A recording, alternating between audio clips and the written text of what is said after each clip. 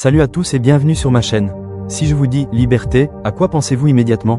Est-ce le droit de faire ce que l'on veut, l'absence de chaîne, ou est-ce quelque chose de beaucoup plus profond?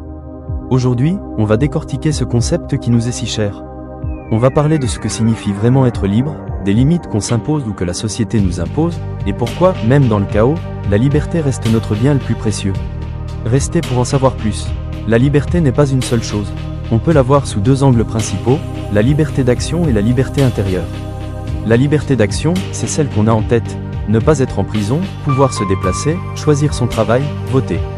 C'est la liberté civile et politique, encadrée par les lois. Mais la vraie question, c'est la liberté intérieure. Êtes-vous libre dans votre tête?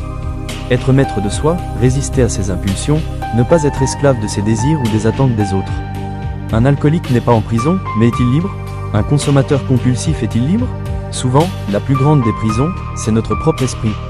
C'est un point de départ crucial. La liberté des uns s'arrête où commence celle des autres. Alors, si je suis libre, puis-je faire tout ce que je veux? Absolument pas. La liberté est un exercice collectif qui a besoin de limites. Introduction du concept de limite et de responsabilité. Exemple de loi, code de la route, interdiction de diffamation. Ces limites, ce sont les lois. Elles ne sont pas faites pour nous enlever notre liberté, mais pour la garantir, pour assurer que tout le monde ait le droit d'être libre, sans empiéter sur celle du voisin. Mais il y a aussi des limites plus subtiles, la peur du jugement, la pression sociale, l'algorithme des réseaux. On se censure, on évite de s'exprimer pleinement pour ne pas faire de vagues. Est-ce encore la liberté? C'est là que le concept de responsabilité entre en jeu. La vraie liberté, c'est de choisir ses propres contraintes et d'assumer les conséquences de ses choix. C'est la maturité de la liberté. Synthèse, liberté égale choix plus responsabilité. Ok, on a compris la théorie. Mais comment, concrètement, devenir plus libre au quotidien?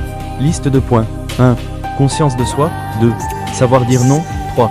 Liberté financière. Premièrement, travaillez votre liberté intérieure, conscience de soi. Apprenez à identifier ce qui vous motive vraiment et non ce qui vous est dicté. Conseil numéro 1. Deuxièmement, la liberté du non, osez refuser ce qui ne correspond pas à vos valeurs. Chaque non à ce qui vous contraint est un oui à votre propre liberté. Conseil numéro 2. Et enfin, n'oubliez pas que parfois, la liberté est simple.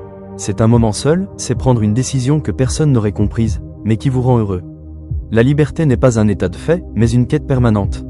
C'est le combat pour l'autonomie, contre l'arbitraire et contre nos propres démons. Écran affichant la question. Pour vous, qu'est-ce que la vraie liberté? Et vous, qu'est-ce que la vraie liberté pour vous?